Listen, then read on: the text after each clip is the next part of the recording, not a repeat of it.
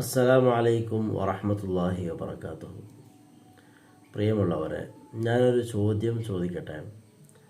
അതായത് ഇപ്പോൾ നമ്മൾ നിലവിൽ കാണുന്ന സ്ഥാനാർത്ഥികൾ പലരും നമ്മുടെ അടുത്തേക്ക് വന്നിട്ട് ഭയങ്കര താഴ്മയോട് കൂടിയിട്ടൊക്കെ ഇങ്ങനെ വോട്ട് അഭ്യർത്ഥിക്കുന്നത് നമ്മൾ കാണുന്നുണ്ട്. അല്ലേ? ഇതൊരു വളരെ നല്ല സ്നേഹത്തിലുള്ള പെരുമാറ്റം, ഭയങ്കരമായിട്ടുള്ള താഴ്മ, ഇതൊക്കെ കാണിക്കുന്നത് കാണുന്നുണ്ട്.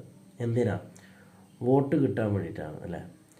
ശരിക്കും പറഞ്ഞാൽ അവർ ഈ സ്ഥാനാർത്ഥിയായിട്ട് നിൽക്കുന്നതിന് മുമ്പ് തന്നെ പൊതുപ്രവർത്തകനാണല്ലോ. അപ്പോൾ ആ ഒരു സന്ദർഭത്തിൽ ജനങ്ങൾക്ക് വേണ്ട ഉപകാരങ്ങളൊക്കെ ചെയ്തുകൊണ്ടേയിരിക്കുന്ന ഒരു മനുഷ്യനാണ് എങ്കിൽ അയാൾക്കങ്ങനെ സ്ഥാനാർത്ഥിയായിട്ട് നിൽക്കുന്ന സമയത്ത് വോട്ട് ചോദിച്ച് തെണ്ടി നടക്കേണ്ട ആവശ്യമുണ്ടോ? അല്ലേ?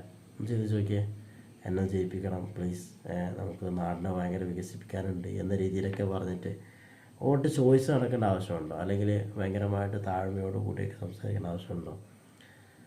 ഇല്ല എന്നാണ് പറയാനുള്ളത്. കാരണം ജനങ്ങൾക്കറിയാമല്ലോ, മുമ്പേ ജനങ്ങൾക്ക് വേണ്ടി ഉപകാരങ്ങളൊക്കെ ചെയ്തുകൊണ്ടിരിക്കുന്ന ഒരു മനുഷ്യനാണെങ്കിൽ ജനങ്ങൾക്ക് നന്നായിട്ട് അറിയാം ആരെയാണ് ജയിപ്പിക്കേണ്ടത് എന്നുള്ളത്.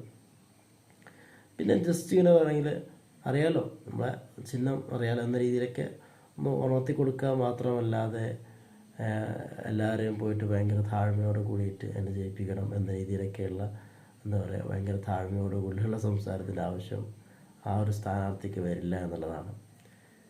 അപ്പോൾ ഇതിൽ മനസ്സിലാക്കേണ്ടത്, ഇനിയെങ്കിലും നിങ്ങളുടെ രാഷ്ട്രീയ പ്രവർത്തനങ്ങളെ ജനങ്ങളെ സേവിക്കാനുള്ള ഒരു മാർഗമായിട്ട് നിങ്ങൾ കാണുക തന്നെ ചെയ്യണം.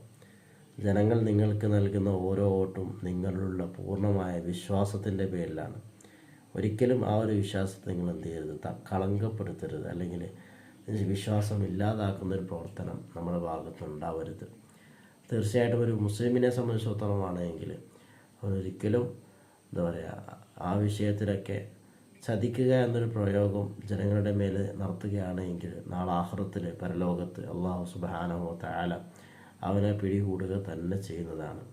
അതുകൊണ്ട് തന്നെ ജനങ്ങളോട് എന്ത് വാഗ്ദാനങ്ങളൊക്കെ ചെയ്യുന്നുണ്ടെങ്കിലും അതൊക്കെയും പൂർണ്ണമായും നടപ്പിലാക്കാനുള്ള തീരുമാനം, അല്ലെങ്കിൽ അതിനുള്ള ധൈര്യവും കൂടി, അതിനുള്ള മുന്നിട്ടിറങ്ങലും കൂടി നമ്മൾ ചെയ്യണമെന്നുള്ളതാണ് പ്രത്യേകമായിട്ട് ഉണർത്താനുള്ളത്. അല്ലാഹു തൗഫീഖ് നൽകുമാറാവട്ടെ. അസ്സലാമു അലൈക്കും വറഹ്മത്തുള്ളാഹി വബറകാതുഹു.